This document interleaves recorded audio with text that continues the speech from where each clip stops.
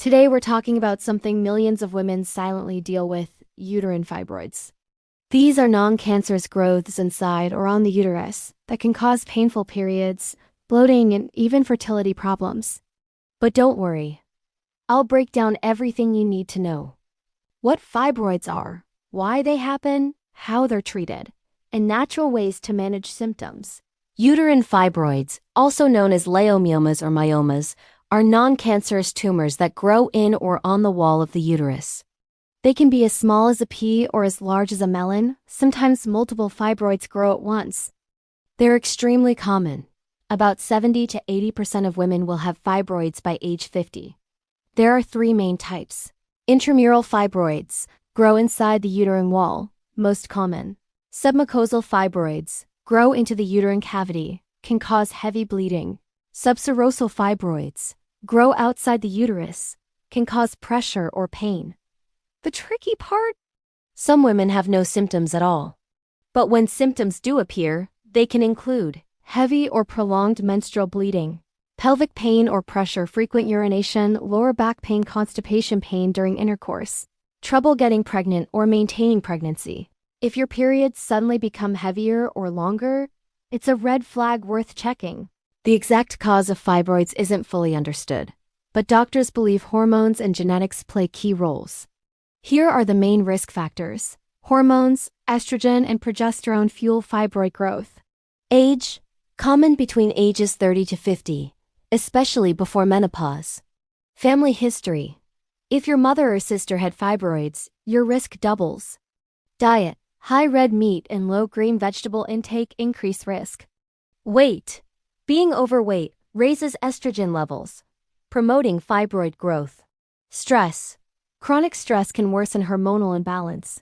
Most fibroids are found during a pelvic exam or ultrasound. Doctors may also use transvaginal ultrasound for internal imaging, MRI to see exact size and number, hysteroscopy, inserting a tiny camera into the uterus. These help decide what treatment is best. Surgery isn't always needed. Treatment depends on your symptoms, age, and whether you want to have children. Here's the breakdown. 1. Medication and hormonal therapy. Birth control pills or IUDs can reduce bleeding. GnRH agonists temporarily shrink fibroids by lowering estrogen levels. Tranexamic acid helps reduce heavy menstrual bleeding. 2. Non-surgical procedures. Uterine fibroid embolization, UFE, blocks blood flow to fibroids so they shrink. MRI-guided focused ultrasound uses sound waves to destroy fibroid tissue. 3.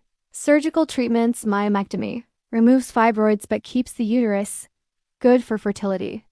Hysterectomy removes the uterus completely, permanent solution. You can't always prevent fibroids, but lifestyle changes can slow their growth and ease symptoms. Eat more fiber and greens. Kale, broccoli, spinach, berries. They balance hormones. Reduce red meat.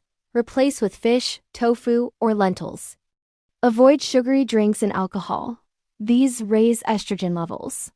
Maintain a healthy weight. Even a 5 to 10% loss can help. Manage stress. Try yoga, walking, or meditation. Get sunlight or vitamin D. Studies show low vitamin D is linked to fibroid growth. See your doctor if you experience heavy periods, soaking pads, hourly severe pelvic pain, sudden bloating, trouble conceiving. Early diagnosis can help you avoid complications and preserve fertility. Sum up, fibroids are common but manageable.